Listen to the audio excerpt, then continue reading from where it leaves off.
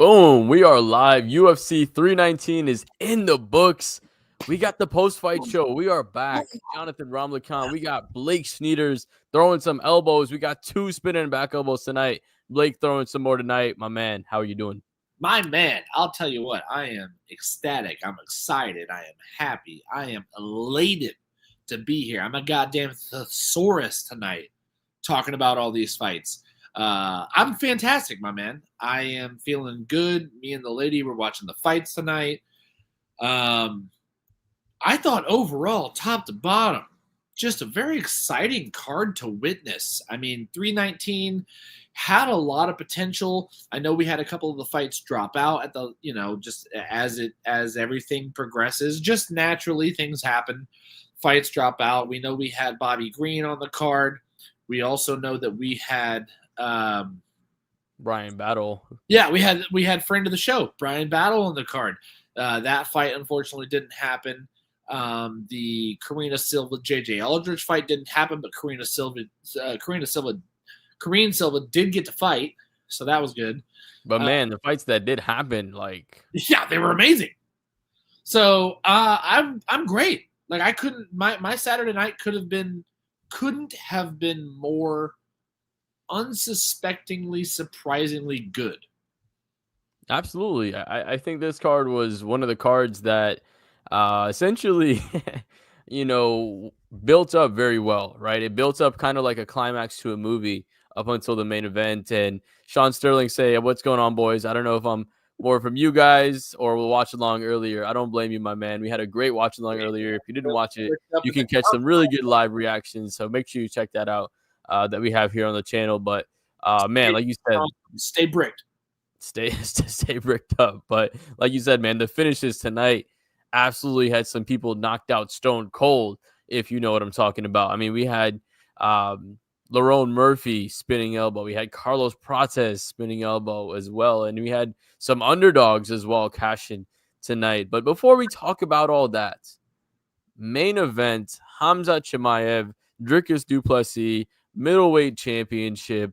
My goodness, what domination did we just see? Like, Khamzat Chimaev didn't even give Dricus Du Plessis a chance. Now, there was one moment where he almost seemed to sneak in a rear naked choke for a second there in the 5th round. But outside of that, it was total strikes landed 529 to 45. And absolute domination. Khamzat Chimaev essentially ragdolled Dricus Du Plessis for the entire fight. If it wasn't the crucifix where he just was not able to get Dricus was not able to get Khamzat off of him, it was just him on the back, mauling him, not able to, maybe take him down all the way, but Dricus unable to do absolutely anything. It seemed like Dricus didn't have any answer to the wrestling of Khamzat Chimaev. And I'll say this, as an Israel Adesanya fan, I'm sure glad I didn't have to see Israel Adesanya get dog walked by Khamzat Chimaev. I'm glad I got to see Dricus Du Plessis get beat instead. But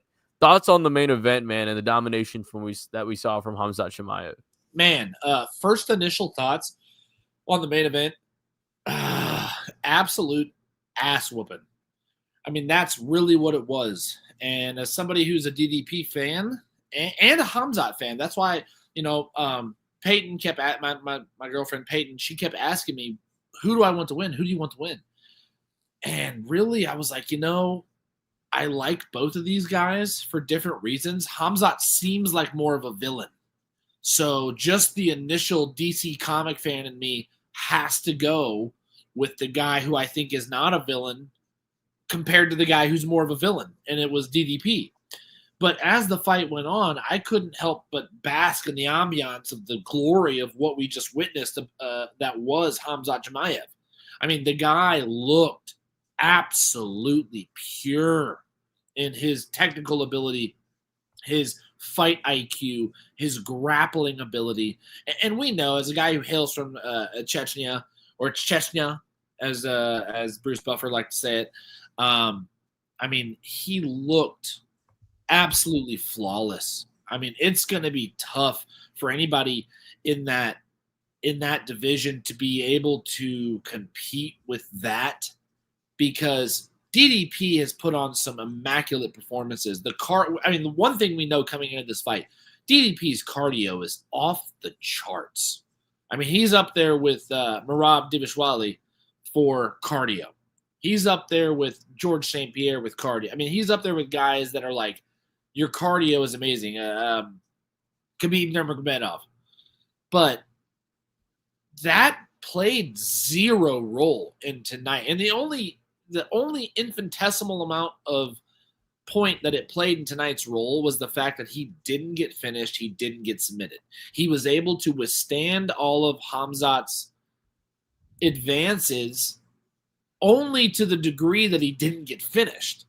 You know what I mean? I mean, Khamzat came in clear and level-headed.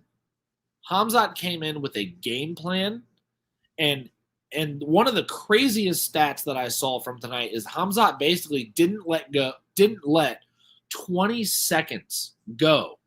It was either 20 or 30. I believe it was 20 seconds go into any round without shooting and getting successfully a takedown. I mean, he allowed zero room for error. This might have been one of the greatest blanket performances I've ever seen in a championship bout, especially from somebody who's not somebody who was unfit or ill-earned of a title defense. Dricus Du Plessis has proven to us that he is worthy to sit upon the table of the ilk who is title defenders. People who have defended their title, people who have earned their title. He's earned it. And then Khamzat comes in and just absolutely top to bottom, east, west, north, south, doesn't matter which way you point the compass, it always pointed to one way. It was Khamzat Chimaev. Absolutely dismantled him. And I don't know if that was a result of a bad camp from Dricus Du Plessis. I don't know if that was a result of underestimation from Dricus Du Plessis. But whatever it was, it didn't work, Dricus. And Khamzat proved what everybody's been saying from the get-go. It proved why he's got a 0 next to his loss column in the UFC is because his O was not meant to go. He proved why he was spoken about from the get-go of being a possible future champion. And I'll tell you what, it's the Chechnyan in him. It has to be. Everybody from that region, you know, all of those surrounding countries right there, the Khabib Nurmagomedovs, any of the Nurmagomedovs, all 27 of them, and then Khamzat, like it was immaculate. It was disgusting.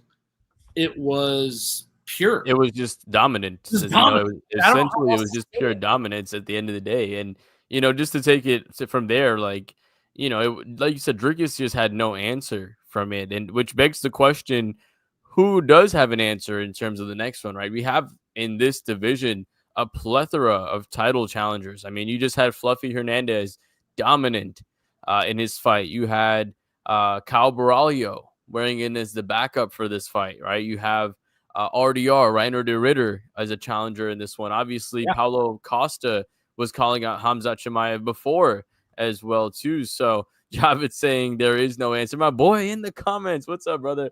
Nice to see you, Jay. Hope you're doing well, bro. But yeah, man, Javid was saying, and he messaged me with saying no one should have even picked DDP because a couple of people picked that on my story. So yeah, man, absolutely no answer there. Guilty. I'm guilty. We got Chow versus Imavov coming up next. That is true. We got that coming up, I think, in October or September. But that's going to be a fight that I believe is the number one contender fight right there. And outside of that, I mean, even with those 4 guys or 5 guys, like you said, Imavov, Cow, Hernandez, Paulo Costa, it's tough to see any of those guys holding a candle to Khamzat Chimaev. Like, out of all those guys, who do you think has the best shot to even last against Khamzat Chimaev and not have it be as dominant as a performance as it was tonight? I mean, honestly, we know Imavov's obviously sitting at the number 1 spot. We know that it's not going to be Strickland. Israel's obviously not going to do it as well. De Ritter might be his best opponent. then Chao Barrio sitting at 6. I mean, it's really going to come down to probably those two, DeRitter and Barrio, because I don't see anybody else right now stepping up and putting on a performance the way that I saw Khamzat put on that performance tonight. I just don't.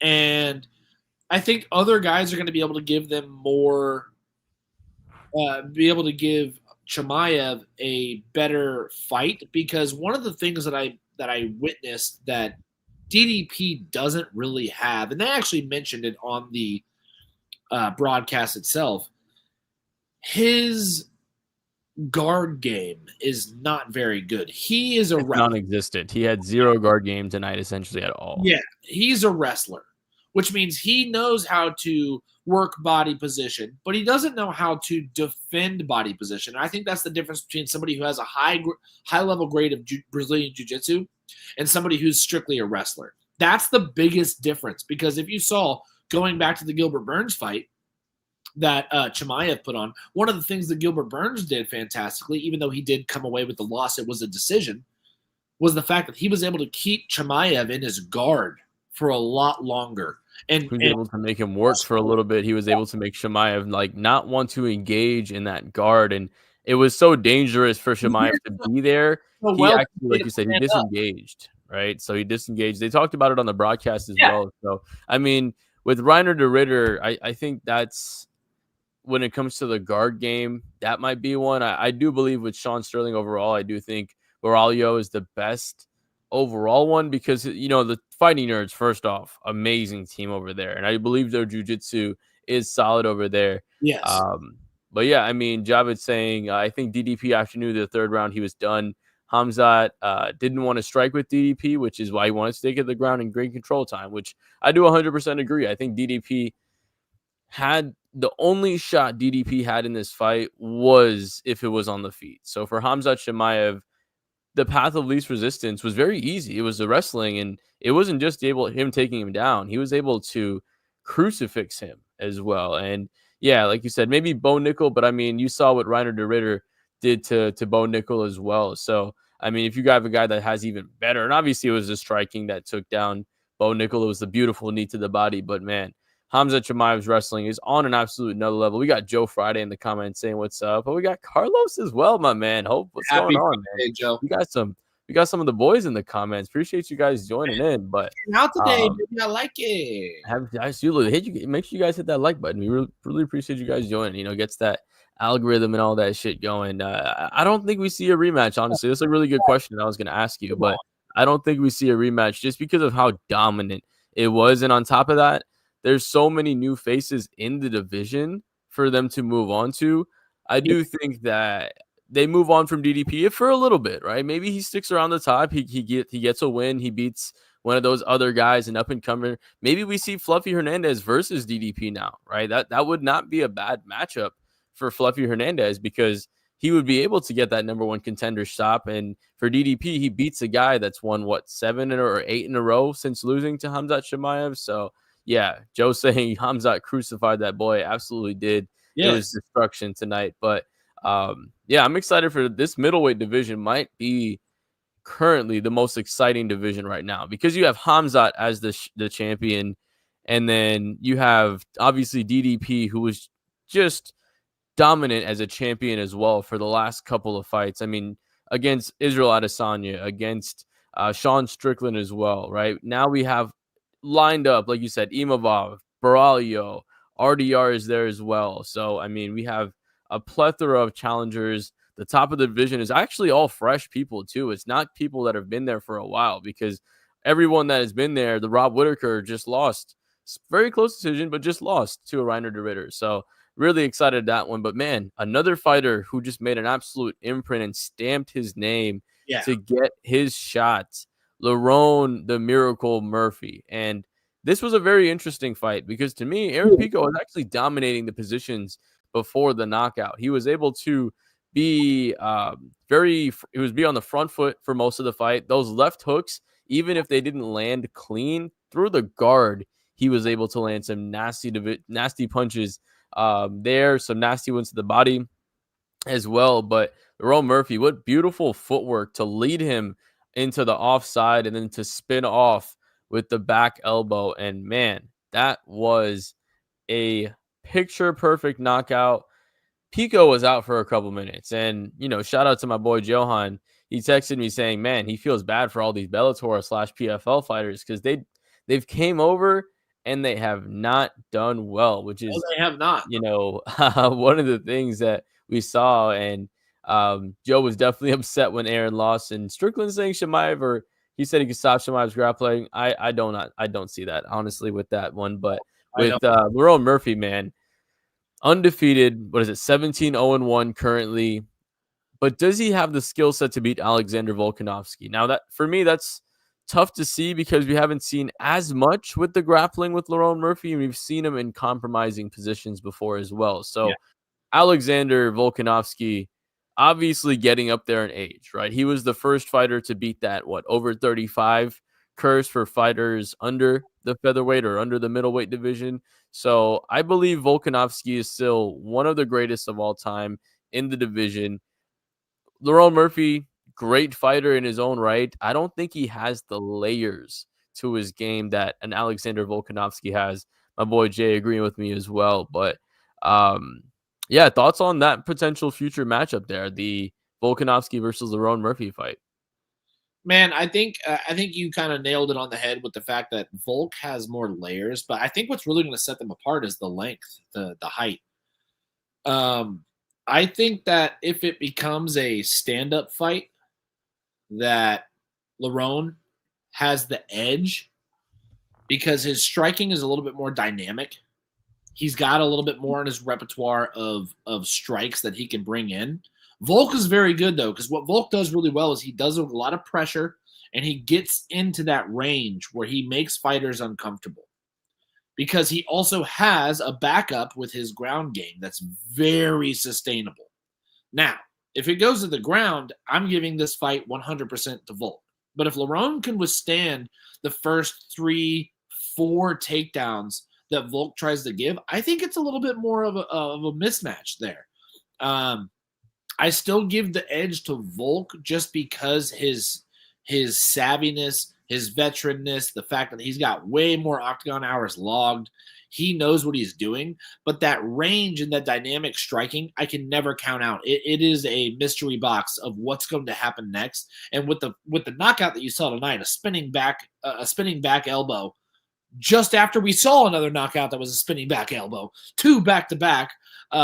Like our boy Christopher Rothstein says in the chat, UFC 319, first event ever in the event history to have 2 spinning elbow knockouts, and they happen to be back to back. That's amazing.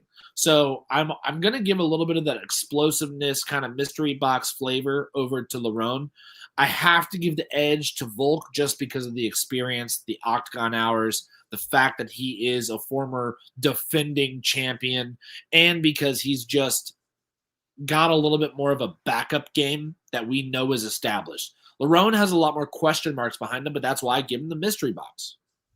No, I agree with you. Like you said, I mean, he brings a little bit more of that explosiveness, that athleticism that a younger fighter in the division brings. And that's what makes the fight a little bit more interesting, right? Because Volkanovski has been dominant for so long, but he's a little bit older when it comes to this division, right? Well, obviously not in overall age, but just when it comes to this division, he's a little bit older, right? So it was dominant, you know what I mean? So it's hard to say a dominant because for me, I was excited the whole time. I was having fun watching it, so I was enjoying it. But I mean, it's hard to come off of 2 back-to-back spinning elbows and then to enjoy that the same type of way. So I can understand that as well. But I think if you understand the nuances of what goes into the chess matches of the ground game, it wasn't boring at all. In fact, it was extremely impressive. But no, I didn't think it was boring. I know that, and I'm not calling you a casual fan, Joe. I'm just saying as casuals watch it, obviously everybody wants the knockouts, the head kicks, the overhand rights, the Derek Lewis type finishes. But what we saw from Chimaev was pure gold. I mean, that was Olympic style destruction. So no, I don't think it was boring at all. Yeah. No, and like you said, I mean, it takes the distance to realize something special. I mean, we got the biggest strike differential and potential in history, not even close, 500 to 20 something in this one. So we saw absolute dominance, which is, I'm glad we were also to see although he didn't face much adversity in the fight, I'm glad we got to see Chimaev go 5 rounds, because I think for him personally, that's going to be allow him to just have that experience, have that a notch under his belt, to have the 5-round experience, which I'm not as mad with him. And Sean saying Volk was smacking Diego, and I feel like a tougher matchup. That's an excellent point, honestly. I do feel Diego Lopez absolute monster, and he was able to destroy that. But yeah, like Blake said, obviously not calling you out, but a lot of people that you're a casual, Joe, do watch it, a lot of people were booing in the audience as well, right? So some people, after they get a couple beers, they just want to see swanging and banging, right? So people don't want to see a crotch sniffing match. They don't. Right. I get it. I get that. Somebody who's a former high school state wrestler, I like that. You know what I mean? But most people don't.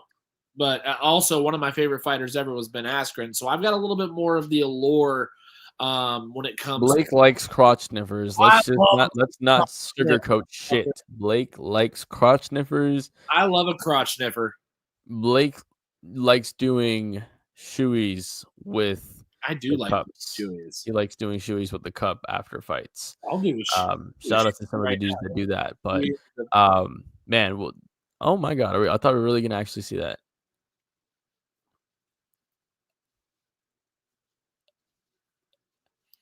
You're welcome. That was actually insane. You're welcome. Actually fucking insane.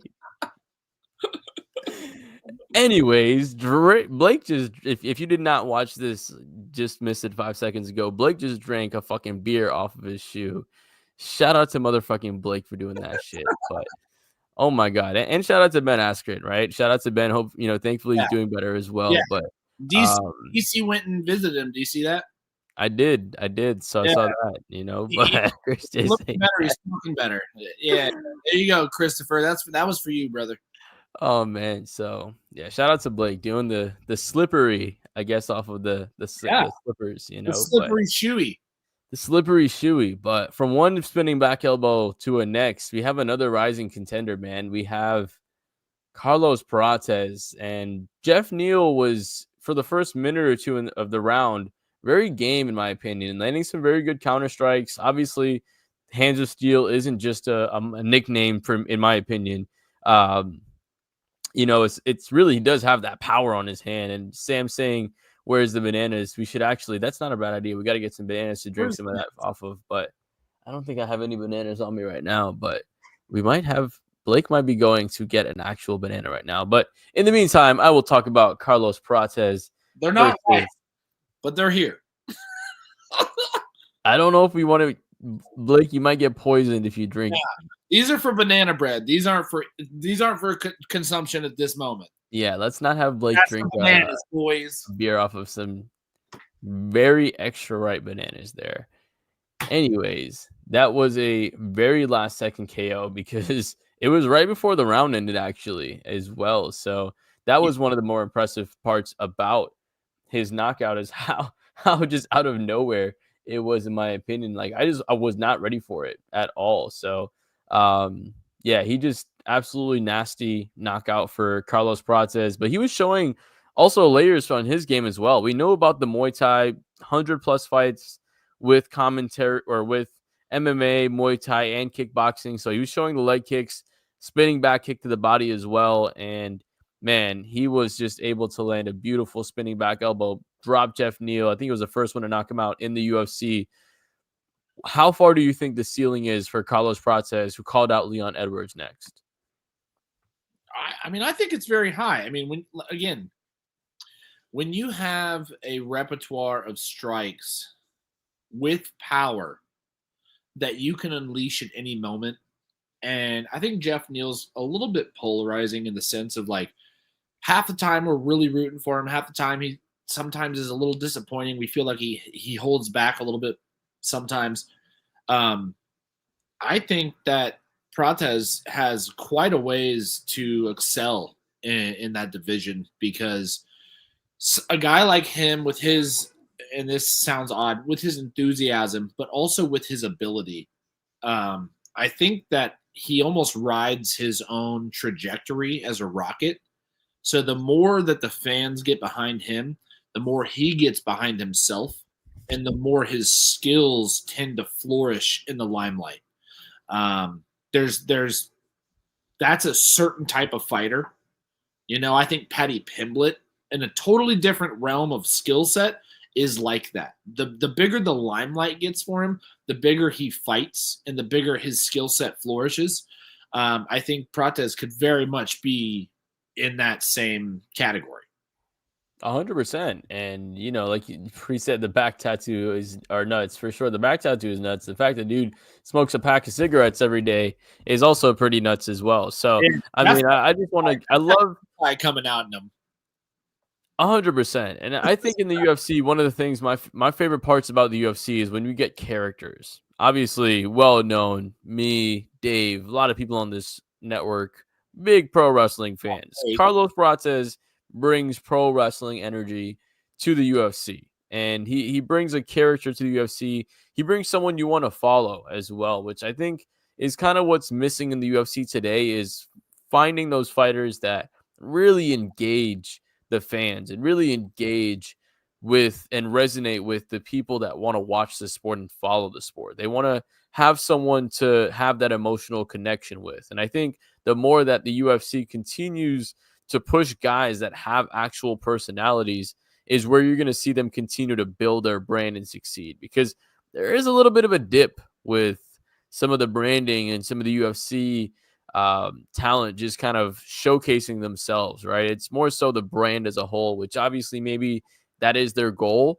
But I do believe with the UFC, some of these stars, that's what makes their shows bigger, right? That's what makes the Conor McGregor sells out those things. When you lean into the characters is when those characters allow the brand to grow as well. So excited to see that as well. Joe Friday, we're kicking you out the show if you don't like pro wrestling. Pro wrestling is goated. I'm just fucking with you. But no, we have some great, we had even just a great, I think this was, in my opinion, the best performance that he's had in the UFC. He's had some really good ones, but in my opinion, this was his best so far. MVP Montel Vontavious Porter, that's a pro wrestling reference, taking on Jared Cannonier, and it was from the first round, just very dominant performance by MVP. He was bouncing around. The right hand cracked Jared Cannonier very early in the first round, put him down, and it was just Jared Cannonier swinging at the air the entire fight. And there was a little bit of, Blake was railing a line right there, Joe, but there was a little bit of moments where Jared was able to get him down in the third round, able to get on top of him off of a strike that MVP threw and kind of slipped and was able to get down. But outside of that, man, MVP, just beautiful movement. This was, like I said, the best performance, in my opinion, that we saw from MVP tonight. He got the knockdowns. He got the win. He was able to mitigate as much of the wrestling as he could. And even when he was on the ground, not taking too much damage as well there too. But I mean, overall, man, quick thoughts on the MVP performance that we saw. So this was one of those fights that I was trying to cook some spaghetti while I was watching his fight, so I didn't get to see a whole lot of it. I obviously know that he came up the decision winner. From what I saw, he was doing his usual MVP antics. He was doing the wiggle, almost like Muhammad Ali when he's on the ropes, when. So I got to see a lot of that. As far as the fight goes, I'm going to have to bow out here. I just didn't see enough of it, I feel, to give an expert commentation. So I'm going to leave that to the expert himself, Jonathan Ramalakan. Yeah, no, like you said, I mean, the antics, right? That's a great point to bring up, honestly, because, I mean, this was probably the best, the most free that we've seen him in there as well. Like, we've seen him, be able to have his do his antics, but sometimes he would be getting clipped, right? Or something would happen to where it wouldn't go his way. But man, just this was the best performance that I think that we've seen from him as well. So I'm excited to see what comes from him next.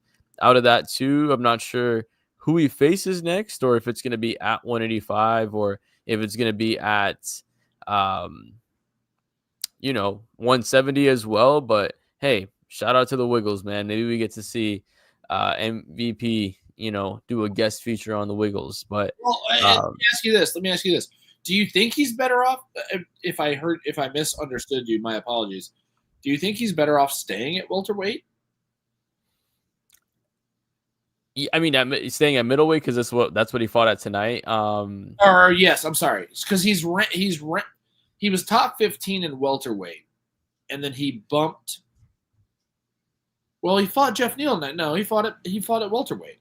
Yeah, he fought at welterweight, then he fought Sharapov at 185, and then he fought this one at 185 too. So he's fought a couple people at 185 as well. But to me, honestly, man, he's had equal success in both. The only person that really beat him is Ian Gary because he wrestled him. So I think for him, it would probably be better to focus on 170 just because it's not as wrestle heavy at the top as it used to be.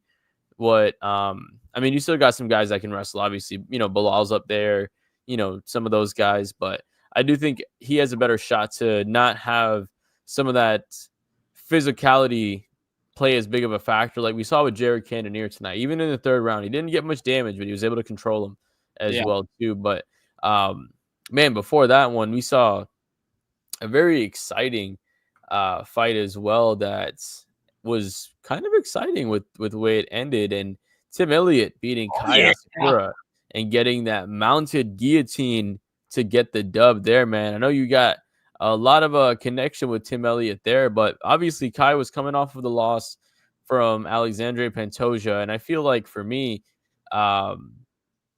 he was really the more talented fighter. The betting favorites or the betting odds said the same too, so I know that Tim Elliott was a huge betting underdog, which I know one of the people here probably took advantage of that. But man, Tim was able to really just get the grappling going. And once he got the grappling going, Kai didn't have much of an answer. But yeah, take it away, man. Thoughts on the fight and thoughts on getting a little bit extra money off of that little underdog cash check there. Yeah, man. So I'll tell you what, I do have a little bit of a personal connection with Tim Elliott only because he used to train here in Kansas City at Glory MMA under James Krause. Everybody knows James Krause. Everybody understands the controversy that happened. We're not going to go into all that, but I got the chance to see James Krause's camp over there at Glory, and he had a plethora of fighters, man. He had Tim Elliott. He had the other cat that got in trouble with him. Molina? Jeff Molina. Yeah, the man Jeff Molina. And still, I've talked to Jeff just not too long ago. That's another guy who was a rising star at that time. But Tim had a really good camp with Krause for a long time, just with the training. And I knew what his mindset was probably going to be going into this fight. And what was crazy was everybody was talking about Asakura and how his striking and his power was going to offset, which I actually probably would have bet for. But something about it, I was like, man, if Tim can get the grappling game going against Asakura, he's going to have an upper hand. And if he can keep that pressure on, he's going to find a way to win. So I actually placed money on a submission by Tim Elliott, ended up cashing in on that submission. He ended up, how long was he held like that? I mean, how long? I don't even know technically what you want to call that. It was technically sort of a guillotine reverse. I don't know. No, it was a guillotine. It was 100% a guillotine. Yeah. So, like, the fact that he held it, it just looked awkward while it was happening until he really got it cinched in. But the fact that he was able to get that on Asakura and then even got the tap, I thought that was so awesome. Tim Elliott, I believe he came in ranked number 11. Yep. Yeah. He came in ranked number 11. Especially versus a guy like Asakura, who is very dangerous. He's got a lot of power. He's a lot better. He's a lot better at his stand-up, I think, than Tim Elliott is. Tim Elliott's okay at his stand-up. He's got a lot of skill, but it's the ground. He's got the weirdest fucking stand-up in the world, bro. He just moves weird. He's got the Jedi hands. He's like trying to distract you. He's like doing the whole sensory overload thing is Tim Elliott. Yeah, exactly. And who knows? Maybe that played a part in the fact that he won. But no, it was great to see Tim get the W against a guy that he was an underdog against. And I'm just happy I placed money on him. That's all. 100%, 100%. And I Maybe it mean, was over biased. Maybe it was something that I knew behind the scenes that maybe a lot of people didn't know. I don't know. But I just felt that if Tim could get the game to the ground, if he could get the fight to the ground and hold it, it was going to lean his way. 100%, 100%. So Exactly, main card. He thought Kai was going to knock him out. Everybody did. And guess what? Stick with me, buddy, because I bet that he was going to get the sub. And guess what he did? He hit him with the fucking sub. Got him with the Jimmy Johns. Got him with the sub. Jimmy Django. But man, yeah, that I think it was what, plus 800 for the sub. What the sub was here. I had it on FanDuel, and the sub was. Let me pull it up super quick. Where's it at? The line for FanDuel was plus 550 on FanDuel. Yeah, that's some good money right there. That's some good underdog cash with that one. But I mean, main card. Before we talk about some of these prelims, real quick.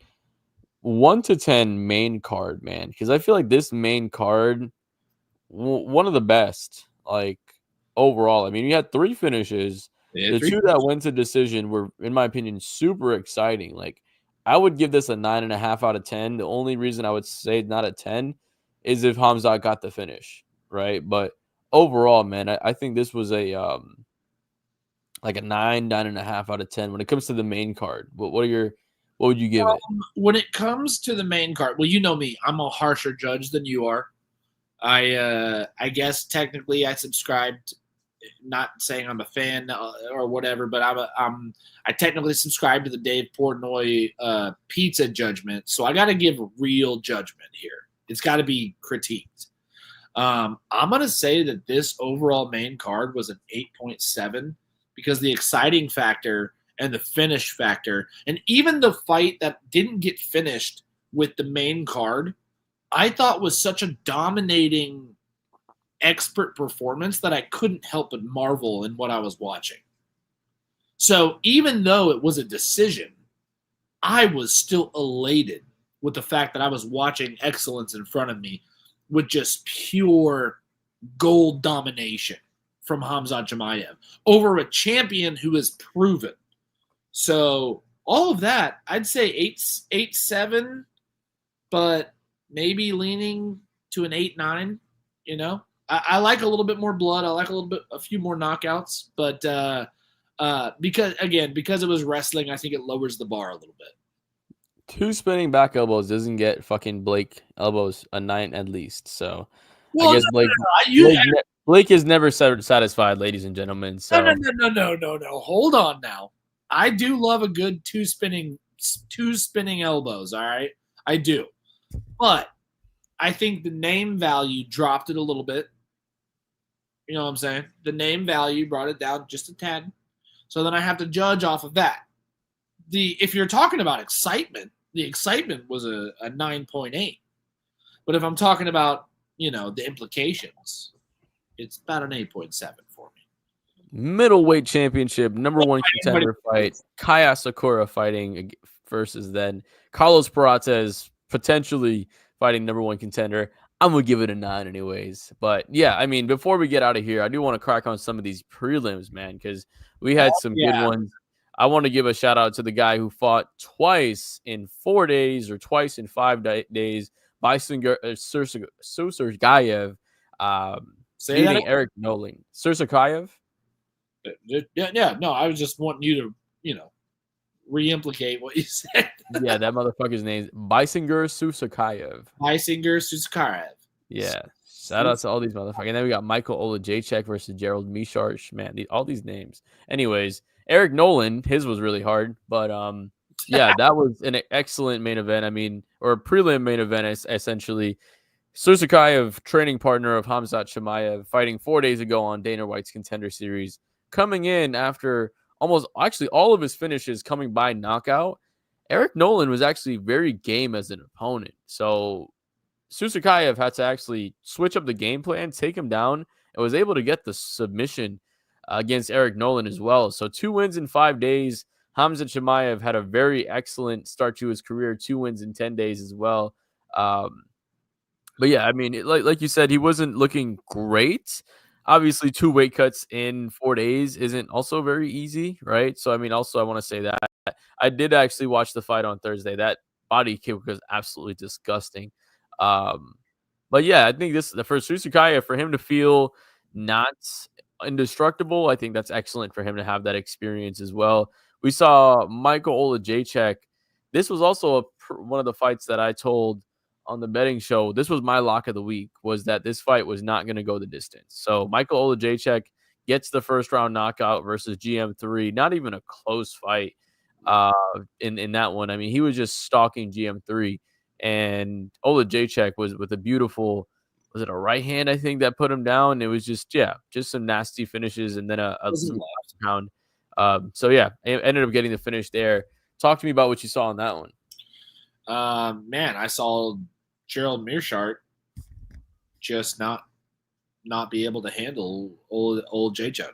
I mean, and that's, from my understanding, that's how it is pronounced, Olajaychuk, not like Olajaychuk, like the phenomenal women's fighter, but Olajaychuk. Not calling you out, just saying. But lived. And the middle finger makes its appearance. But no, I thought he looked phenomenal, and he made his call out. He wanted Marvin Vettori after the fight, and honestly, I'm all game for it, brother. If he wants to call out Marvin Vettori with the performance that he put on for Gerald Mearshart, Jesus, all these guys' names. That's calling me out about Olajaychek, but can't say Gerald. Gerald Mearshart. Is that better? You feel better about yourself now? Good job. There we go. But no, I thought, I mean, hell, what a hell of a call out, and also a guy that I think it's not crazy for him to call that out. It's not like he's calling out Khabib. It's not like he's calling, like some of these guys make audacious call outs. That's not a crazy call out. Yeah, I mean, he's a former title challenger. He's coming off a loss of Roman Dolidze. I think that's an excellent call out, honestly. I thought it was a great call out, especially a guy using his hype to propel himself to use a better fight or to get a better fight. I love it. 100% agree. 100% agree. And man, you want me to just say GM3 instead? That's what they're telling me. Sean says just say GM3.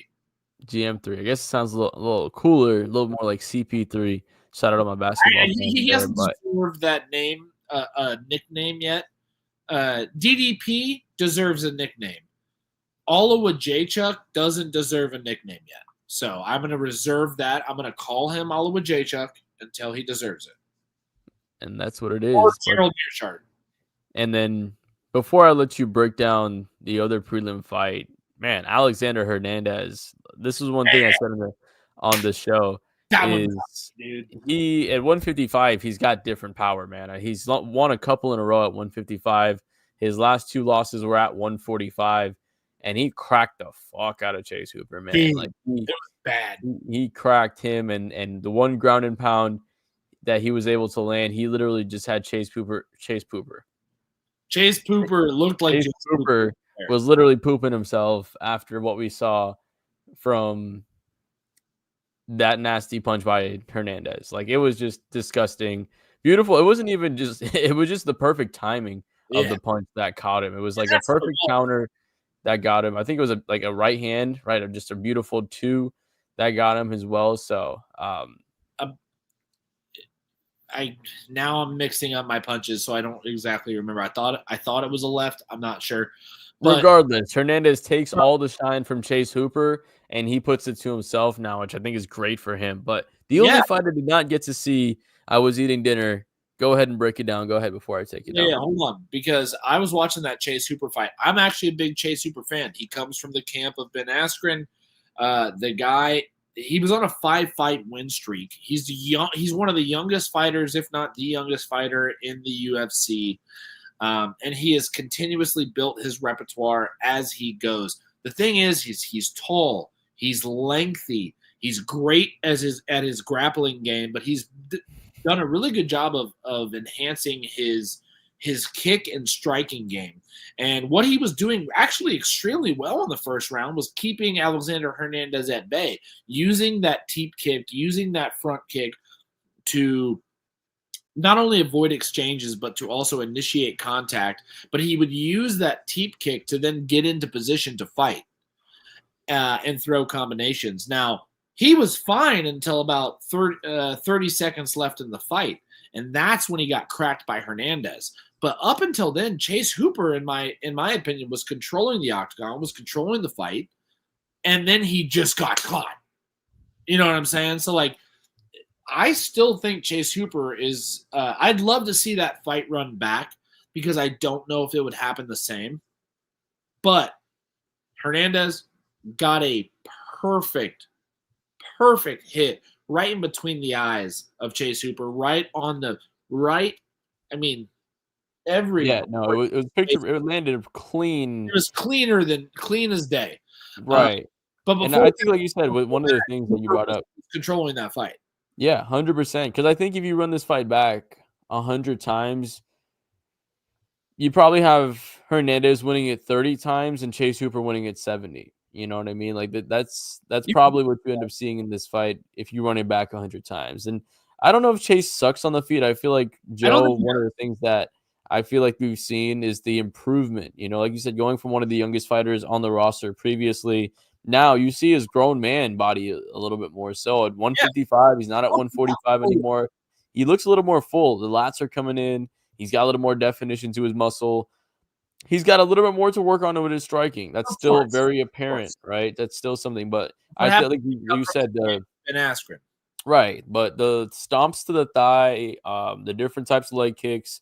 He even had like a nice 1-2 down the middle, even though he didn't land it as well. Like he was very clean and straight. So I think as he'll continue to grow that side of things to catch up with his grappling, we'll see that very far away from his prime as well. So we'll see him recover and come off of that one. We want to keep it 100 trill on this podcast because Fight Bananas does not let commenters talk that shit. And Joe, you are a valued member of this comment section, but shut the fuck up if you think you're beating Chase on his fucking feet. I'm sorry, buddy.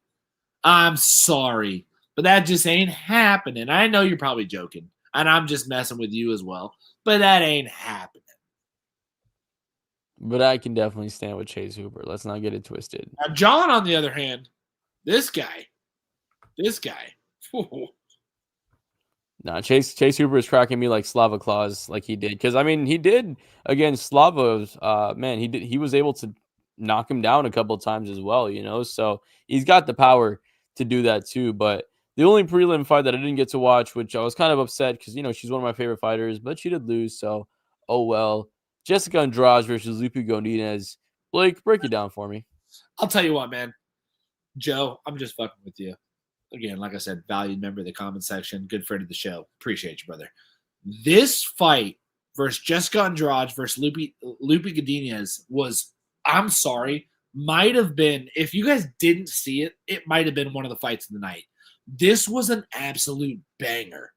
Lupe Godinez comes out, and everybody knows Jessica Andrade loves to press forward with pressure. That's her thing. She loves the pressure, and she's got the power, especially in this weight class. The women's strawweight division is not known for people who can knock people out. All right, and Jessica Andrade has gone up and down weight classes, but in this weight class, she can bang. Okay, she can knock bitches out. And she was trying so hard. But Lupe came in swinging. I mean, her jab, crisp, right down the pipe, was catching Andrade early on in the fight. And she dominated that first round.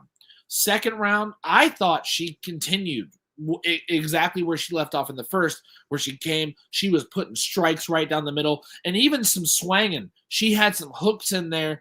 And at the end of the first round, she had a really, really good 3-punch combo mixed in with a body kick right at the end that looked so sweet. I mean, it was It was honey dripping out your mouth sweet. Even DC and Joe Rogan were like, oh my God, that was such a great combo right there. So that's how I know it was good. But no, she looked fantastic. And then when it got into the third round, Jessica Andrade started teeing off. And if you looked at her, Jessica really wasn't wearing a lot of that damage that she had taken in that first and some of that second round. It was Loopy that was taking the damage in the third round, and Andrade was teeing off on her. Now she was able to. They were going back and forth with a few scraps, but it was really Andrade that was landing a dominant amount of the strikes in that third round. It ended up going a 29-28 decision to Loopy Godinez. But that was maybe one of my fights of the night, man. That was such a good fight. And if you missed it, I know it's weird. We don't normally give the women's fights of the night that aren't on the main card fight of the night consideration. But that one 100% was considered, in my opinion, one of the fights of the night. Yeah, I mean, if you look at it, really, there weren't really too many back and forth fights, right? So, if, like you said, that's one probably going to actually go back and got some homework to do, but going to go back and watch that one as well, so definitely has rewatchability.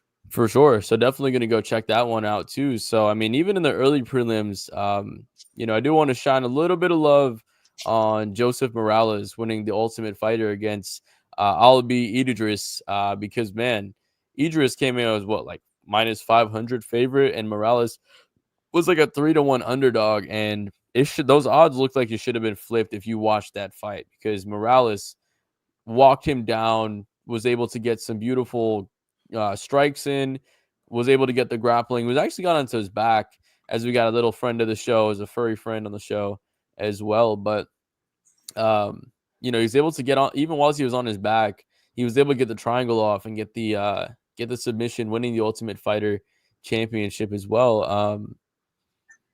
It lives a cold mile south from him, so maybe that's pretty cool as well. So, but yeah, man, we had some pretty good early prelims. Edson Barbosa should go and join Karate Combat, honestly, in my opinion. This is not a knock. This is not a knock in any means, but I feel like his style is just, he's a little bit too old for that as well, too. But for the UFC style at this point, like, people can just out clinch him, out grapple him, hold him there for this point.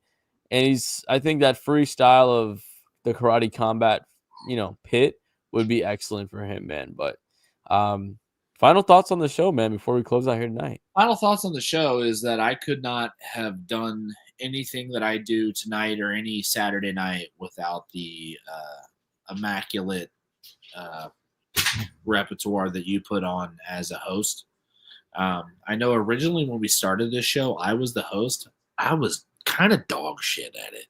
I'm a way better analyst than I am as somebody who can kind of lead and take control of keeping everything in line, keeping the timing going. So, Jonathan Ramlakan, I just want to say that I appreciate you, brother. You're my dog, as always. But no, man, I loved it. And I thought the fights tonight were actually extremely entertaining. That women's fight for the early prelims, if you guys did not watch it, go back. It has so much rewatchability. It was fantastic. Easily, in my opinion, one of the fights of the night. As far as the main card goes, you had two spinning back elbows for knockouts. You never see that. I mean, it's only, the second time it's ever happened, I believe. Well, first time it's ever happened on both of them. It's ever happened on a main card. Well, no, first time two's ever happened on any card together. Oh, really? Oh, okay. Well, then there you go, man. It was phenomenal, and the main event of the evening, I will say, I was not disappointed. Was I a little bit more surprised than I thought I'd be? Yes, but then when I really think about it, I mean, Khamzat's going to be a fucking handful to deal with, and I'm excited to see who can step up to the challenge of Khamzat Chimaev to take him down. 100%, man. And before I reply to that, I want to give Sean a shout out, saying it's looking like PDI double host. Part of the New Yorker actually was one of my favorite shows growing up. Appreciate you, Sean. As a sports fan growing up. So for you to say this to me does mean a lot, honestly, just because, like I said, that was one of my favorite shows, and the shows I was I took a lot out of. Got home from school. 100%. That Around the Horn, RIP to Around the Horn, man. That's not a Yeah. show anymore, but I know that they have some great things cooking up there too. But man, some of those old, ESPN Sports Center stuff. Shout out to Stuart Scott, RIP as well, man. We had, he was a great early pioneer Oh of yeah. sports journalism as well. So no, Sean, I appreciate you, Joe. I mean, both you guys as well. It's at least here on the East Coast where I'm at in Florida. It's 2:30 in the morning. You know what I mean? So we appreciate you guys staying up. But kicking it to the UFC card, I mean, this was just really fun overall. Like sometimes fight cards will hit a lull and it gets a little stale watching it at some point, and with this card, you didn't feel that at any point. Like I feel like every fight I was looking forward to something. Like even some of the earlier fights, um, Ultimate Fighter Championship being the first fight of the card, I think that's an excellent move to have people coming in early and start watching the fight. I mean, you had, Barbosa and Drakkar Klose, who are two names that have created many exciting moments, win or lose as well. So, and then even on the regular prelims, the main card, two spinning back elbows, new dominant champion, and exciting division. Hell of a card, man. Hell of a card. And we had, like I said, some great commenters as well. Of course, Sean, Joe, my boy Jay, CJ was in here for a little bit, Noah as well. So We appreciate you guys all. I hope you guys yeah, know that. Like every time we honestly, get on here, you guys are the first in line. You guys always get in the comment section. Like John and I, from the bottom of our hearts, we appreciate you guys. So thank you guys so much. It's awesome because you guys also help keep the show fresh. You guys give your input. You guys give your analysis. Even if it's from the armchair. No, I'm just kidding. But no, we appreciate you guys, and we want you guys to keep tuning in, and we're going to try to keep doing as many shows as we can for you. I know John keeps me honest all the time, so I just appreciate all you guys. 100%. No, I mean, honestly, like having you guys in the comments makes this shit so much more fun. Like, don't get me wrong, me and Blake, we can sit here and just talk to each other for fucking hours at the end of the day. But, having everybody in the comments just makes it a lot more fun. Having everybody else's inputs, having other people's perspectives. We value your perspective, right? Because, I mean, at the end of the day, we're just two guys that have a platform because we have, some good friends here. But, you guys have some great knowledge as well. So we appreciate you all joining us as well. Make sure we got some good views or a good amount of viewers here. Make sure you guys like the video. If you're not already, follow, subscribe. I see that we're on Kick now. Make sure you guys follow us on Kick, Facebook, YouTube, of course. Subscribe and like. So we appreciate you guys as always. After next week, I know we have an early morning fight card, so I'm not sure how the post-fight show will go for that one. Maybe I'll hop on here and just do something real quick at 12 or something during the day, but we got some early fights. Actually, yeah, we have PFL this week as well. So before I close out here, on Tuesday, myself, obviously Dave, L, I believe Grant might be there as well. I know Thad Gene's going to be there. We're going to have Dalton Ross is going to be there. We have a really good show with the PFL. It's going to be on Tuesday. Media Day is going to be going on. Check us out for that. Thursday, PFL Championship is going to be going on. Check us out for that. Friday and Saturday, most valuable promotions here in Orlando. We got some boxing going on. Myself, Dave, and Johan should be there as well. So we got a full week of coverage coming up here at Five Bananas. So make sure you guys keep it locked in. We'll keep you guys on top of everything MMA and combat sports. And until the next show, probably will be tomorrow morning. We'll see you guys after the next fight.